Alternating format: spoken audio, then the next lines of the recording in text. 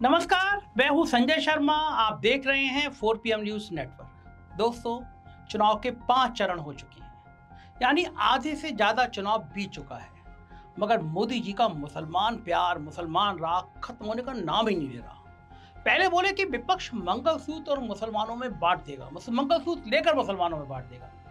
फिर इतने से पेट नहीं भरा तो नई झूठ कहानी फैला दी। कहने लगे कि आरक्षण का हक छीनकर मुसलमानों को दे दिया जाएगा। जब मोदी जी ने इतना मुसलमान कर दिया है तो हम सबको जरूरत है कि भारत के मुसलमानों का सच जाना जाए, पहचाना जाए और समझा जाए। 2023 में लोकसभा में सवाल पूछा गया कि भारत में मुसलमान कितने हैं। माइनॉरिटी अफेयर्स की मंत्री स्मृति ईरानी ने तब इसका जवाब दिया कि 2011 की जनगणना का हवाला देते हुए जवाब दिया। उसका अंदाजा लगाते हुए कहा कि आज के समय में भारत में लगभग 20 करोड़ मुसलमान हैं। 20 करोड़ मुसलमान का मतलब है कि हमारा देश मुस्लिम आबादी में दुनिया भर में तीसरे नंबर पर है। तो जब दुनिया का हर 10वां मुसलमान भारत में है और भारत का हर 7वां नागरिक मुसलमान है, तो मुसलमानों को जानना जरूरी है। इसके लिए दिल्ली, मुंबई, लखनऊ जैसे बड़े शहरों के मेरे दोस्तों से पहले मेरा एक सवाल है। जब आप शहर के अच्छे प्राइवेट स्कूल में पढ़ते थे तो क्या क्लास का हर 7वां बच्चा मुसलमान था? आधे से ज्यादा लोग कहेंगे कि उनके साथ कभी कोई मुसलमान पढ़ा ही नहीं। वहीं जैन देश की आबादी का 0.4% है, यानी 200 में से 1। मगर दिल्ली जैसे शहर के अच्छे स्कूल कॉलेजों की हर क्लास में कोई ना कोई जैन बच्चा जरूर मिल जाएगा। अब दूसरी बात पर आते हैं। 20 करोड़ मुसलमान देश में हैं, मगर ये बताएं कि आपके पड़ोस में, आपकी सोसाइटी में कितने मुसलमान हैं? नोएडा में, गुड़गांव में हाई एंड सोसाइटी में रहते हैं। दूसरी तरफ सरदार हमारे देश में केवल 1.7% हैं, यानी 100 में से बस सिर्फ 2। मगर कोई ना कोई सरदार कभी ना कभी आपका साथी या पड़ोसी और बहुत अच्छा दोस्त जरूर रहा होगा। इससे 2 बातें साफ होती हैं। भारत का मुसलमान और खासकर उत्तर भारत का मुसलमान देश में तो है, मगर समाज के बीचों बीच नहीं है। वो दिल्ली के दरियागंज और शाहीन बाग में है, मगर पूरी दिल्ली में हर जगह नहीं है। और इसके लिए मुसलमान जिम्मेदार नहीं है, हमारे देश की राजनीतिक नीतियां जिम्मेदार हैं, जिसने मुसलमानों को हमेशा अलग थलग रखा। कभी मुसलमानों को खुश करने के लिए, कभी औरों को मुसलमान से डराने के लिए। लेकिन आज मुसलमान को मोदी के चश्मे से नहीं, इतिहास के पन्नों से देखते हैं। क्या इस देश में मुसलमान का कोई योगदान है? और अगर है तो वो कितना है? वैसे तो भारत देश बहुत पुराना है। हजारों साल पहले यहाँ राजाओं के साम्राज्य थे और सैकड़ों साल पहले बादशाहों की सल्तनत। मगर अंग्रेजों ने इस हमें एक साथ दुखी किया, लूटा खसूटा, और इस सामूहिक दर्द में हम अपने एक होने का, भारतीय होने का एहसास हुआ, कस के हुआ। इसलिए बात शुरू करते हैं 1857 से, देश को अंग्रेजों से आजाद कराने की पहली लड़ाई से। ऐसी पहली लड़ाई जहां 2 राजा आपस में नहीं लड़े थे, देश की जनता शासक से लड़ी थी। एक सचमुच की क्रांति थी। और 1857 की इस क्रांति में मुसलमान कहां थे? वहीं थे जहां होना चाहिए। वो हिंदुओं के साथ कंधे से कंधे मिलाकर लड़ रहे थे, आजादी की लड़ाई लड़ रहे थे। 1857 की क्रांति में उत्तर प्रदेश के मंगल पांडे को हम सब जानते हैं। झांसी की रानी लक्ष्मीबाई का लड़ना हम सबको पढ़ाया गया है। महाराष्ट्र के तात्या टोपे का शहीद होना भी हमें याद है। मगर हमें मिर्जा, मुगल, सुल्तान और अबू बकर के बारे में नहीं पता। मिर्जा और सुल्तान आखिरी मुगल राजा बहादुर शाह जफर के बेटे थे और अबू बकर उनका पोता। ये तीनों 1857 की क्रांति में गिरफ्तार हुए। 22 सितंबर 1857 को अंग्रेज कमांडर ने तीनों को दिल्ली गेट के पास गोली मार दी। उस जगह को खूनी दरवाजा कहा जाता है। यह आज भी मौलाना आजाद मेडिकल कॉलेज के पास है और आखिरी मुगल राजकुमारों की देश के लिए वहां शहादत लिखी हुई है। सिख धर्म के गुरु गोविंद सिंह के 4 साहिबजादों ने सन 1704 में शहादत दी। ये धर्म की रक्षा के लिए मुगल राजा औरंगजेब से लड़ते हुए शहीद हो गए और इतिहास के पन्नों में सोने में अक्षरों में अपना नाम लिखाया। लेकिन फिर 140 साल बाद उसी औरंगजेब के वंशज मुगल बादशाह जफर के 3 शहजादों ने भी देश के लिए शहादत दी। इसलिए वो राहत इंदौरी का शेर है, हर किसी का खून है इस देश की मिट्टी में शामिल। हर किसी का खून है इस देश की मिट्टी में शामिल। किसी एक के बाप का हिंदुस्तान थोड़ी है। देश के लिए मिला जुला खून बहाने की बस ये शुरुआत है। आइए आगे बढ़ते हैं। 1857 की क्रांति सफल नहीं हो पाई। देश को एकजुट रखने का अगला बड़ा कदम लिया गया 1885 में, जब कांग्रेस पार्टी का गठन हुआ। कांग्रेस पार्टी का देश की आजादी में योगदान तो हम सब जानते हैं। गांधी, नेहरू, सरदार पटेल, सुभाष बोस जैसे नेता सब कांग्रेस से थे। जिन श्यामा प्रसाद मुखर्जी को भाजपा अपना सबसे बड़ा नेता मानती है, उनकी राजनीतिक पारी भी कांग्रेस से शुरू हुई थी। और इस महान पार्टी कांग्रेस को बनाने और आगे बढ़ाने में अब मुसलमानों का योगदान सुनिए। गांधी, नेहरू से बहुत पहले 1885 में कांग्रेस बनी। इसे शुरू करने वाले लोगों में से एक थे बदरुद्दीन तैयब जी, जो कांग्रेस के तीसरे अध्यक्ष भी बने। ये बॉम्बे हाई कोर्ट के पहले हिंदुस्तानी बैरिस्टर थे और बाद में इसी हाई कोर्ट के जज भी बने। कांग्रेस से ही जुड़े थे महान विचारक और हमारे देश के पहले शिक्षा मंत्री अबुल कलाम आजाद, जिन्हें मौलाना आजाद के नाम से जाना जाता है। इनके जन्मदिन 11 नवंबर को हमारे देश में नेशनल एजुकेशन डे मनाया जाता है। लेकिन आजकल व्हाट्सएप पे इतिहास पढ़ाया जाता है। यहाँ से पढ़े लिखे कुछ लोग हो सकता है मुझे कहें कि गांधी, नेहरू, कांग्रेस की बात मत करो। चलो नहीं करते हैं। आइए गदर पार्टी की बात करते हैं। 1913 में बनी इस पार्टी के क्रांतिकारियों ने पहली बार सोचा कि हिंसक क्रांति करके अंग्रेजों को देश से बाहर करते हैं। इस पार्टी के करतार सिंह सराबा की फोटो भगत सिंह हमेशा अपनी जेब में रखते थे, उन्हें अपना आदर्श मानते थे।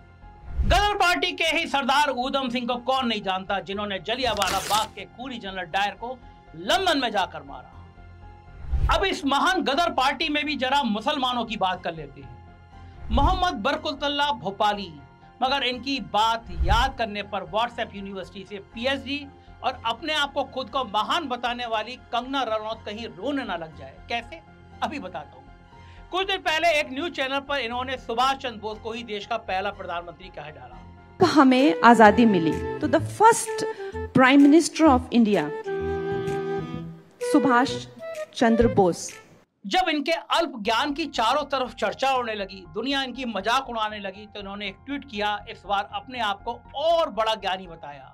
इन्होंने ट्वीट करके कहा कि अक्टूबर 1943 को सुभाष चंद्र बोस ने सिंगापुर में आजाद हिंद फौज के तले गवर्नमेंट इन एक्साइल बनाई थी और वो प्राइम मिनिस्टर डिक्लेयर किए गए थे। खबर सच्ची है, मगर कंगना रनौत की जानकारी अधूरी है, हमेशा की तरह अधूरी है। पूरी जानकारी के लिए फिर चलते हैं मोहम्मद बरकतुल्लाह भोपाली के पास। ये गदर पार्टी के फाउंडिंग मेंबर थे और गदर पार्टी के क्रांतिकारियों ने सुभाष चंद्र बोस की तरह मगर उनसे बहुत पहले एक ऐसी सरकार बनाई थी। 1915 में काबुल में पहली निर्वाचित भारत सरकार की घोषणा गदर पार्टी ने की थी और बरकतुल्लाह भोपाली उस सरकार के पहले प्रधानमंत्री थे। अब कंगना, भाजपा और वाकई व्हाट्सएप यूनिवर्सिटी के छात्र इतिहास में इतना डीप और पीछे तो जाएंगे नहीं, और तब तो कतई नहीं जाएंगे जब उन्हें देश की आजादी के योगदान में किसी मुसलमान का बलिदान दिख जाए। चलिए मत जाइए पीछे, वापस सुभाष चंद्र बोस पर आते हैं। आजाद हिंद फौज में हर अधिकारी एक दूसरे को जय हिंद बोलकर सैल्यूट करता था। आज हमारे देश की तीनों सेनाएं और पूरे देश की पुलिस इसी तरह जय हिंद बोलकर सैल्यूट करती है। मगर जय हिंद का ये नारा, सैल्यूट करने का ये तरीका किसने दिया? जी नहीं, नेताजी सुभाष चंद्र बोस ने नहीं, उनकी आजाद हिंद फौज के एक अफसर आबिद हसन ने। ये सुनकर मुसलमानों को पाकिस्तान भेजने वाले अंधभक्त शायद बेहोश हो जाएं, मोदी सरकार के मंत्री बेहोश हो जाएं, और अगर नहीं हुए तो अब जरूर हो जाएंगे जब मैं बताऊंगा कि देश की आजादी का सबसे बड़ा नारा इनकलाब जिंदाबाद किसने दिया था। भगत सिंह ने इस नारे को घर घर तक पहुंचाया, मगर 1921 में यह नारा लिखा था कभी हसरत मोहानी ने। 1857 की क्रांति में भी मुसलमान, गदर पार्टी में भी मुसलमान, जय हिंद और इनकलाब जिंदाबाद देने वाले भी मुसलमान, मगर इसके बाद भी कोई मुसलमानों को पाकिस्तान जाने की बात कहे, उनकी देशभक्ति पर सवाल उठाए, तो मुसलमान तो नहीं मगर ऐसा इंसान जरूर देश का गद्दार है। उत्तर प्रदेश में काकोरी के पास ट्रेन से सरकारी खजाना लूटना आजादी के संघर्ष की एक बड़ी घटना है। जो क्रांतिकारी इसमें शामिल थे, हमें उन सब के नाम जानने की जरूरत है। चंद्रशेखर आजाद, राजेंद्र लहरी, रोशन सिंह, राम प्रसाद बिस्मिल और अशफाक उल्लाह खान। इसमें बिस्मिल और अशफाक की दोस्ती बहुत गहरी थी। बिस्मिल ने फांसी पर चढ़ने से पहले देशवासियों के नाम एक चिट्ठी लिखी थी। इसमें उनकी एक ही इच्छा थी, हिंदू मुसलमान भाईचारा बना रहे। और उसी तरह अशफाक उल्लाह खान ने कहा कि वैसे तो इस्लाम धर्म में दूसरा जन्म नहीं होता, मगर मरने के बाद खुदा से हिंदुओं की तरह एक और जन्म मांग लूंगा ताकि देश की आजादी के लिए लड़ सकूं। शहीद आजम भगत सिंह तो धार्मिक थे ही नहीं, नास्तिक थे। उनका लिखा हुआ निबंध मैं नास्तिक क्यों हूं काफी प्रसिद्ध है। भगत सिंह का कहना था कि आजादी की लड़ाई के रास्ते में धर्म एक बहुत बड़ी चट्टान है। आज से 100 साल पहले जब भगत सिंह ने हमें आगाह किया था, लेकिन आज फिर हम धर्म और हिंदू मुसलमान चिल्लाने वालों की गिरफ्त में हैं और यही लोग मुसलमानों का झूठा डर दिखाकर देश के विकास की बात नहीं होने देते।